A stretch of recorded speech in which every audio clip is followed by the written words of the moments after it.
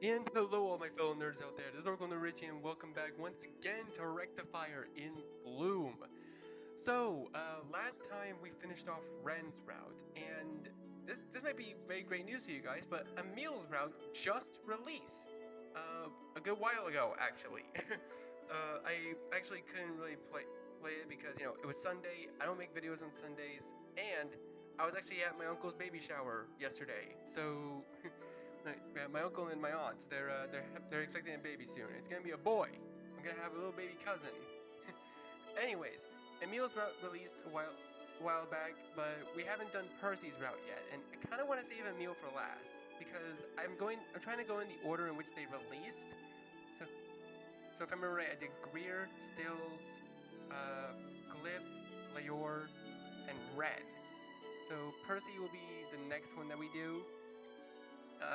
Even though I did state in the previous episode that I don't really like Percy. He's not my favorite character. I don't really like him for anything that he's done so far. He's been kind of a snob in my opinion. But I don't know. Maybe this bro will be a bit of a redemption arc. Who knows? Maybe he'll actually be redeemable. Details. Percy is a faithful servant of the Western faith of Fae.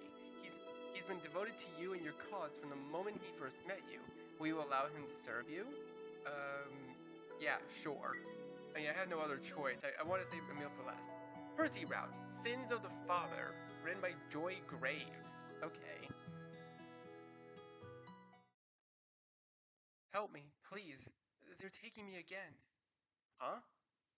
Please, whoever you are, come to me. You shoot up, desperately searching the room for the source of the shouting. Must have been a nightmare? Had nightmares ever managed to sound so real? You do as you've done before with these horrible dreams would come to you. Steady your heart and remind yourself it's all in your mind. I don't know where I am, but the land is scorched and dead. It's dark in here. They won't let me see. You rub your eyes and pinch your arm even. Real pain, real light pouring through the window. This is real. Then who's yelling? It's a woman's voice you've never heard before. You clench your head to you clench your head as her calls continue, as they're all over the place. Mixtures of squeaks and moans, calls to others, speaking to herself. Turns your stomach. What cruelty was this? As reality or a prank? Please, she begs. After a moment or so, the voice eventually dies down into hushed sobs before dissolving into silence. You don't attempt to move for a long while afterwards. Your hands reach for the sheets in your bed, soft and red. Looks like a Minecraft bed. The sun is beaming through the veranda window. There's a knock at the door. This is still reality, right? Richie, will you let me come in? It's Percy's voice. Are you awake? Come in. You eventually say, trying to shake off whatever that was. Percy comes in, a tray in hand. I thought you might be hungry. You meet his eyes, forcing a smile, but it doesn't look good. Instantly, his face melts to a look of concern. He drops a tray on the nearby table. What's wrong? You look pale. You weren't sick, are you? The questions come far too quickly for you to dignify any one of them with an answer. I feel strange. I feel a bit strange is all. Perhaps some food will help. You only nod. That sounds nice. You exchange a small smile. Percy goes to say something else, but before he's interrupted. Another knock. Morning! Busy. We just saw you bringing food to Richie's room. Breakfast without so much as a breakfast. As a break fuck. Okay, you know what? Layor is pretty funny. He's my favorite. Percy's face darkens as the two combined comments and laughter continue through the door. The door is open. Percy throws you a pained, almost betrayed look. You're sure he'd have preferred it to be just you two, but if they're going to say all that stuff, at least let me inside. The To enter. Greer's hand immediately finds one of the golden apples in the tray. Hands to yourself, pirate, lest you lose some fingers. You set your hand on Percy's arm, effectively taking all his momentum away. It's alright, Percy. It's not much for food right now. Relax. I've got someone I'm willing to trade for it. Percy's face is scrunched up and covered in suspicion. Leor, as if on cue, unfurls a letter from behind his back, and swiftly as a magician, making you think they may have gone so far as to rehearse this. Addressed across the front of the letter is, "What do you say, Percival S. Kennan?" Wait, their name is Percival? I mean, yeah, Percy makes sense as a nickname for, like, Percival, I guess. I'm dumb. But hilariously enough, Percival happens to be the name of one of my OCs that I used back in my role-playing days.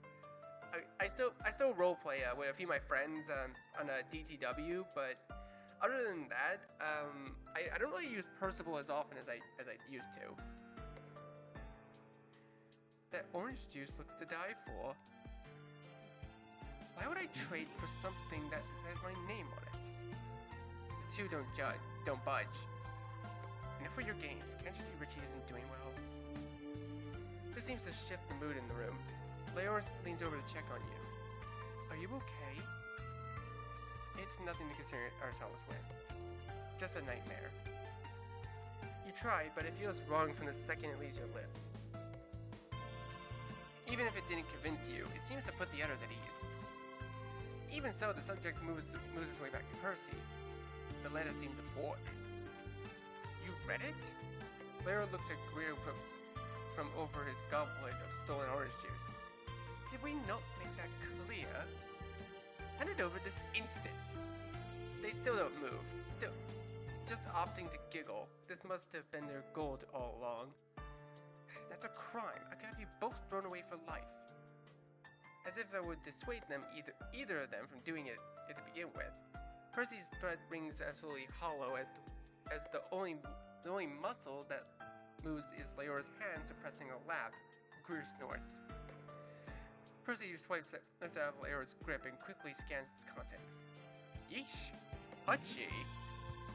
Leor mutters it to Greer, shaking his limp hand like an injured dog. You know, if you didn't want anyone reading it, you should have just poisoned it or something. What kind of cult are you running? Anyone outside of our group could have intercepted that letter, and you'd be none the wiser. You have expected Percy to lay into Greer as he always does, but his eyes are the only thing on his body moving for another minute. Eventually, the uncomfortable silence is broken. This better not be true. His voice is hushed. You're surprised you even hear him. Is the sender's name really John Johnman, or is that an alias? Are you kidding? Of course it's an alias. That's not a real name. The priest doesn't answer them, so you try instead. What's the matter? Your worries start to deepen when it came to Percy that anything was possible. Instead of answering, he hands over the letter. It's handwritten. Some of the text is hard to make out. Letters running into each other, ink smeared in sections. The paper itself is crinkled. It reads, "To our dearest father, I'm afraid to bring you this to your attention, as such a thing should never come to pass. Brother, or rather our current father, by your order, Stellus, I believe is dealing with less than unsavory deeds. Most notably participating in the rift transporting and trafficking cycle. Now this could be entirely unfounded, but I've investigated as much as I could before deciding to write this letter. Stellus has gone as far as to sign documents using your great name and your seal to a man I'd recognize in our time spreading the angel's teachings in Costa. The Costan man is no doubt involved in illicit business practices, as you well know. In addition, an unusual amount of silver has made its way into our treasury. Lastly, I, as well as other high-ranking members of the Third Eye, have been disbarred from certain parts of our dungeon. It's only a matter of time before Stellus turns his sights on me and anyone else who stands against him, which unfortunately isn't many. This letter may be the only thing left of me by the time you return, dear father. But never worry. But never to worry. My loyalty remains to you, and this seat is as it, and this sect as it was founded. It's my dying wish that as this letter reaches you, and you take your rightful place back as our leader. I pray it is so, angels willing. Faithfully, John Johnman. You look to Percy as you finish reading, checking his reaction. It looks as though he's in deep thought while seething. Is what this letter said true? Is this not a trap? Forgery? No. John and I have exchanged countless letters throughout the years. It's true, but only checklists, discussions of passages, and handbooks for proper ritual etiquette. Just how much mail have these two, or at least Lior, intercepted? It's even more boring than it sounds. I was hoping this John Johnman, or one of these other members, was a secret lover. Greer scoffs. You should have known there wasn't a soul in the world pining after Percy. So that's unfair. You can dislike him all you want, but that doesn't change the fact that he's handsome, charming, and even interesting from time to time. At least outside of his letters. Not to mention he's loaded. That would make him a prospect to at least you, Captain. Leor Ku is nudging Greer with his elbow. Greer folds his arms across his chest, shaking his head. I prefer my lovers with less blood on their hands, thank you. You fulfilled that quota on your own, have you? You drown out their conversation as it hasn't anything to do with the actual content of the letter. Percy, would you like to handle this situation? It's tempting, but I understand how important our main mission is. We can't spare precious time for my affairs. Lara finds his way back into the conversation. The way he always speaks of this cult, you'd think they'd have group orgies in the nave. Third Eye has helped us many a time. I think at the least we can do is return the favor. We may be able to stop Stellus before you lose complete control of the situation. Greer only shakes his head, but doesn't say a word to object. Gorgeous. You're too kind to me. He bows his head whilst holding your hands. You shake your head. Nephilim have spent their last century trying to get humans to do this very motion, bowing, submitting, but you continue to see there's really no purpose to it. What true difference is there between you and Percy, for instance? Your cathedral, it's in New Hampton, as I recall. That's right, in the city of Concord. That's a 2-week trip. We shouldn't waste any more than a week in addition. Never you worry, Rectifier. We won't need any more than a day when we arrive. He sounds so certain. There's a certain intensity to his gaze. It's in your best interest to look away. Very well. Your word is final. It's decided. Lair spins on one foot, hands thrown into the air. Road trip! It's been far too long since I've been home. If you can call it that. Greer pouts. How's this just New Hampton with a fresh coat of paint? At least the scoundrels where I'm from are in plain sight. There aren't villas such as this anywhere to be found in New Hampton, though. Not even in their dreams.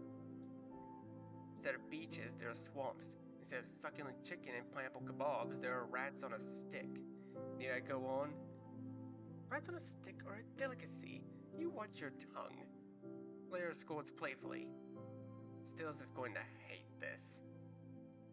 Greer, or rather Stills Jr., groans as he exits the room, Lair following on his heels. This trip is sounding better and better by the minute. They've scalped your breakfast. The state continues to test me. Percy grumbles, pinching the bridge of his nose. You placed a gentle hand on his shoulder. We've bigger things to worry about than the meal. Are you sure you're alright? We're going to Concord? Yes, I thought I made that clear. Well, yes, but also, you still look so pale. His hand reaches up and stops before your face. Instead of retracting it, he hangs it there, deciding something. You avoid his eyes, debating whether or not you want to worry him anymore or not. Regardless of what you do, he'll worry. It's best to be honest. It's something I'd rather discuss with everyone present. His hand falls to his side. That's serious. In a way you hope. In a way you hope so, lest you're just losing your mind, but also equally so you don't. No telling. His face sinks once again, as he clenches at the sheets between you both. Come, we'll discuss this once we check out of here. The two of you leave the room and your breakfast behind. To you, and you imagine everyone's surprised, Stills is stood in the lobby. He's never up this early unless danger is present. He looks like an old tree swaying in the heavy wind. Good morning, Stills. Good morning. Though it's the least enthusiastic good morning you've ever heard. Emil phases into view. Ah! Your heart speeds up, your body jolting. How many more scares can you endure before you just pass out? Emil's face grimaces as he scratches at his forearm nervously. Sorry to scare you, Richie. It's fine. Good morning. You say before Emil can start to beat himself up too much. He's already clenching his teeth. But your good morning isn't any more enthusiastic than Stills. Percy doesn't waste time ringing the bell at the reception desk. Are you feeling ill? Admittedly very. And now it's showing. You want to throw in an excuse, but that won't do any good. Stills is a doctor. If anyone can help you, it's him. I was going to discuss it with everyone present. I don't think it's too serious. Stills doesn't look convinced.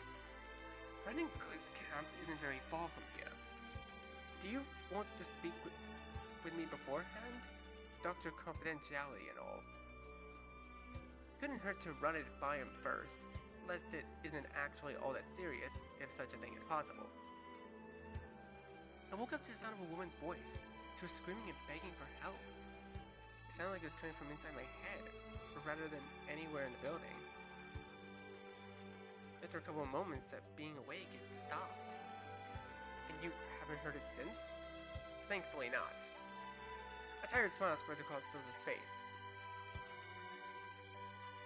It doesn't sound serious. It doesn't? Correct.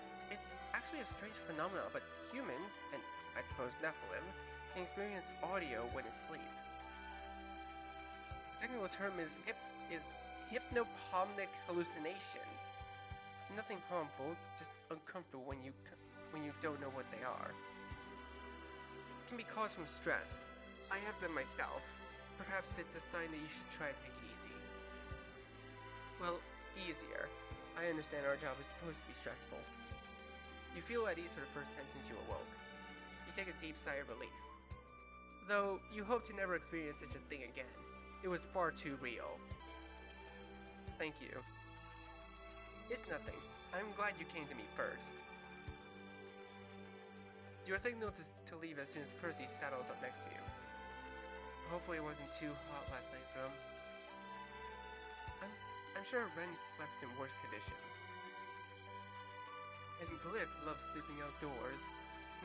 He ends up sleeping on the floor half the time anyway. Honestly, we could have saved some money if we camp instead. And you can just say you miss your cuddle buddy. Or you miss yours. We don't do much cuddling. Hmm? I'm joking. We don't do much of anything. Yet, anyway. Perhaps I can speak it into existence. Stills can only bring himself to sigh. You can practically hear his eyes rolling. What about you, Emil? Cuddle buddy? No, I meant, how would you feel staying in a hotel versus camping? Both are fine. I like a confidential breakfast, but I also like not getting weird stares from the staff. We need to stop staying in hotels. It's getting more and more expensive. Isn't Percy paying for this? All the party's money is our money. convenient that he's considered part of the group when coin is involved. It makes him tolerable. I think we should camp just so we don't have to listen to you be a Scrooge. Oh, I knew you'd agree with me. Now it's Emil's turn to roll his eyes. Percy loves to spoil us. I say let him. You mean he loves to spoil Richie? You're talking mess again. I know.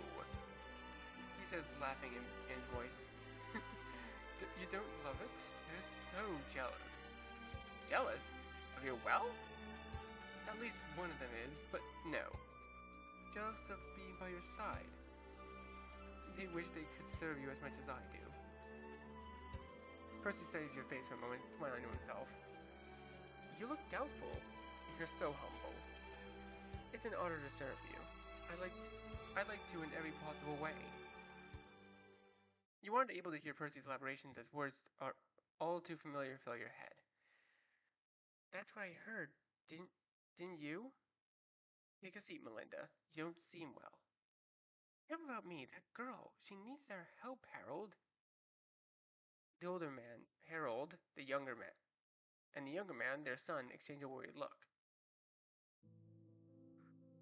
You'll hear another word after that as your group steps outside the villa's lobby into the bright early morning sun. You'll remember any of your trip from outside the grounds to outside of Ren and Glyph's camp. It isn't until Glyph's hand is waving in front of your eyes do you fall back down to reality from the void of your spiraling thoughts. Thoughts of a girl in trouble and of potentially losing your mind. Hello? Are you back with us? Did you wash your hands before doing that, mutt? Greer sneers. Glyph's just blinking in Percy's direction. Good morning to you, too. Percy, enough. I'm fine. I just spaced out. Hardly. I thought your soul had abandoned its body. It does look like you've seen a ghost. More like I've heard one. You say without thinking. Pardon? The group's eyes settle on you. It's about time you tell them. You're not sure if Stills' theory holds water anymore. It isn't possible for another person to hear the same words you had in your sleep, right? This morning, I heard a woman begging for help. Really? I didn't hear anything. I thought, or rather hoped, it was just a nightmare, a figment of my imagination, but no. Just as we were leaving, another woman heard just what I heard. Word for word. But her husband and son hadn't. Neither have any of you. The group looks amongst each other, but much like the father and son had before. They don't seem to completely buy it. I'm not crazy. Not crazy, but what else could it be, if not an auditory hallucination? I doubt such a thing is possible to be shared. I don't know what it could be. There's a beat of silence before Greer says something unexpected. Could be a ghost. A ghost? Ren asks, chuckling at the absurdity. Are we children now?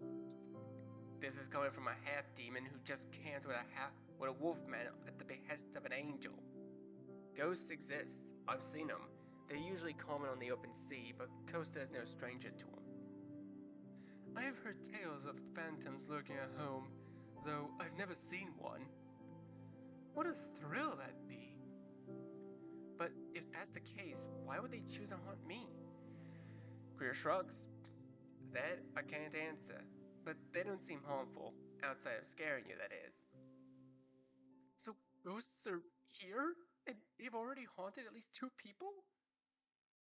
He seems shaken, his ears flattening against his head. The longer we stay here, the more chances they have to haunt. Glyph is gathering his things before anyone can so much as respond. Can you get rid of a ghost? Maybe the priest can be useful and exorcise it. Your eyes find Percy standing with his eyes closed, his hand to his chin. I have more experience being rid of demons than ghosts. He shoots a glare in Ren's direction, who curls his upper lip in response. If I can't exercise it, one of my followers surely could. The first ounce of relief washes over you, like a cool breeze in a still dry heat. So, we're definitely going to New Hampton then. If the third eye can't do anything, some sort of dark magic practitioners just might. Scam artists, you mean? The thief is right. I wouldn't let them so much as look in Richie's direction. At this point, you take any help you get. I won't relent until you're free from this specter. You can rely on me, so try to rest easy. He brings his hand up to cup your cheek, stroking it with his thumb, whilst tilting his head adoringly. Something about the sentiment and gentle touch does put your nerves at ease, albeit temporarily. You have to resist the urge to lean into his touch.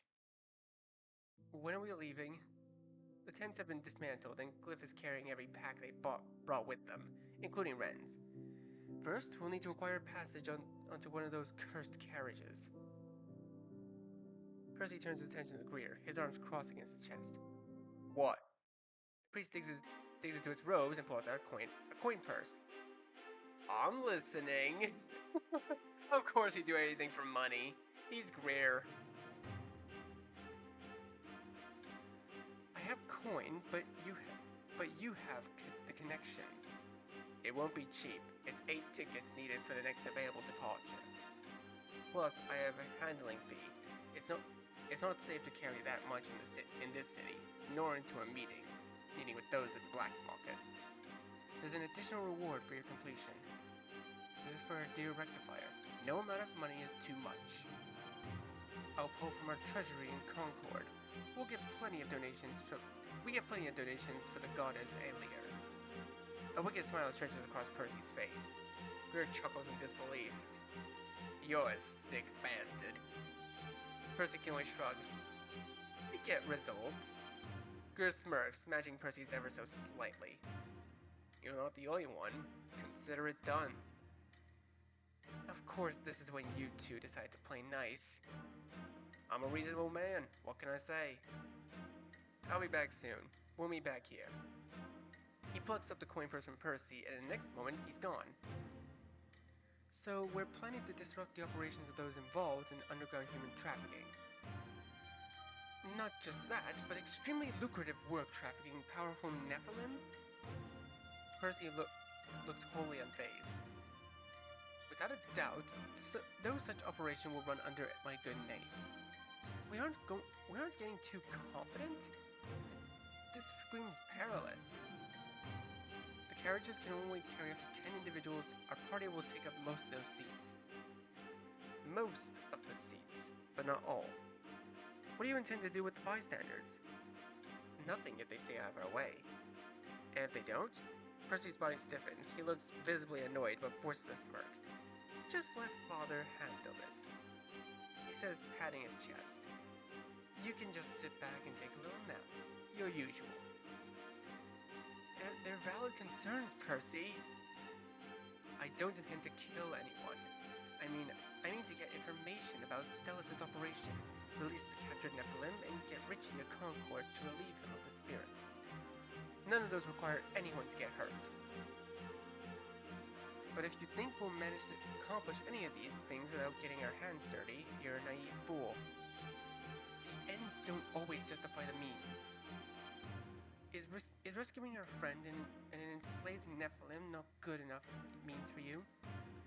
You joined this group to help Richie set the world on the right path, did you not? Did you expect to debate with our enemies over tea? We're doing a good thing, so either get on board or get out of our way, deadweight. He spits. As the conversation continues, he's getting more and more vicious, more than usual. I'll do what I can to minimize any damages. Emil tells Stills, attempting to diffuse some of the building tension. I'll be there to clean up any of your messes. Good boy. You can see Stills' hand curl into a fist, but thinks better of it.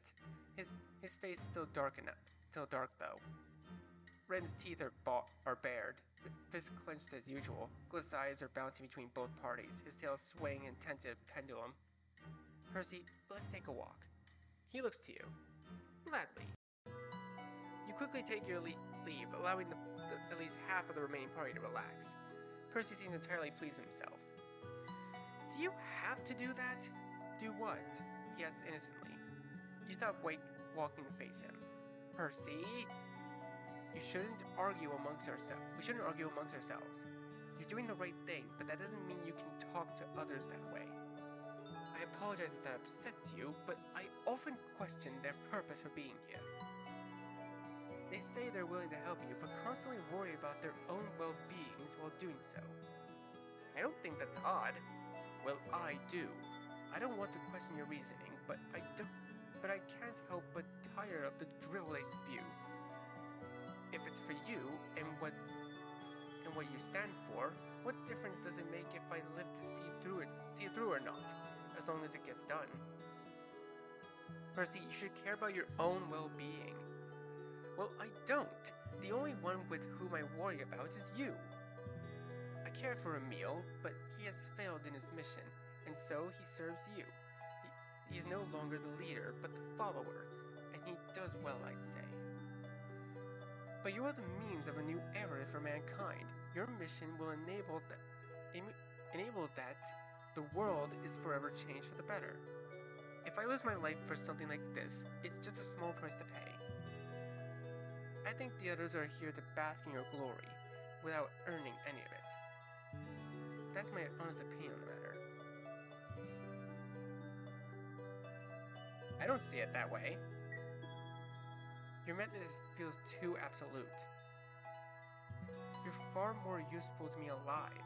Outside of that, there are ways to serve that don't include antagonizing our party. How is that supposed to help me? You may care more about your role, but that doesn't mean the others aren't helpful, just because they aren't as vocal as you. I understand your devotion, and I'm grateful for it. But don't let it blind you. What we want is difficult and requires us all to be at our best. You work to dismantle that by trying to prove you're better. It's true. I just want you to know that what I want, it's what's best. I want what's best for you. I believe you, but what's best for me is not to worry. I have made that harder. I'll do better, I promise. I have a long ways to go before I can be worthy of the title of your greatest follower. Or as your friend. Nonsense. You helped me feel better earlier. Truly? Yes, this whole experience has been disorientating. It shouldn't be too difficult to be rid of the poltergeist. Most require helping with grievance, helping them pass on, by solving whatever unfinished business they have. Try not to worry. I'll take it upon myself to solve their request. You've enough on your plate as is. They choose the perfect person, however. The job of a rectifier never ends, does it? You shake your head. I have the means to extract a ghost, by using my marked ability, if you allow me. Wait, marked ability? Okay, wait, hold on. He said marked ability. Does that mean this game takes place in the same universe as Lord of Lies? Because I feel like it does. Like, it feels like... Because, like, the art style is similar, but that's because it's made by the same people, right? But, if it is in the same universe, then... I mean, who knows? Maybe the main characters from Lord of the Lies can actually meet the main characters of Rectifier. That actually would be pretty cool, I'm not gonna lie. He doesn't state what specifically in case the ghost is listening. Using his verbal compelling to command the ghost to leave you, it just might work. How remarkable marked abilities were. Wait, Percy, that's it! What is? A marked ability! The voice in my head! Is that way possible? Some form of telepathy, maybe? All Nephilim and half-bloods have marked abilities. It's true. Correct. They said that they said that they were surrounded by a land that was dead. They couldn't see. That they couldn't see. That sounds like a rift. It's a wasteland. And if they can't see, they must be locked in one of those caravans. They're disguised in such a way that the passengers assume it's supplies or livestock. You're incredible for figuring that out. It's not certain, nor is it proven false. There's only one way to find out. Even if it wasn't Nephilim, how do we know they'd be on the very carriage we board? I imagine telepathy only has a certain range. All our abilities have limitations. Besides, I doubt Stellas has managed to get his hands on multiple Nephilim. They aren't commonplace. It's more likely they're half-blood. Do you think the last boarding was this morning? If it was, our theory grows more credible. Regardless, if we help whoever is captured on our trip and be rid of the ghost in Concord, 2 birds, 1 stone. And Greer was worried about time. He should be done by now. Should we head back? We should. Before we do, my apologies. I forgive you, Percy, but I think Stills is owed one more than me.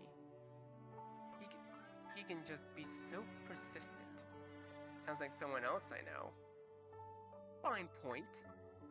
Also, you shouldn't call Glyph a mutt. Percy sighs. I'll get him a treat.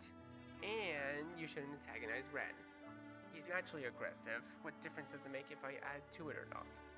Percy? Can I at least get something in return? Like what? Something for every time I resist the urge to insult the ogre? You've already failed. Something for every time I resist the urge to insult him?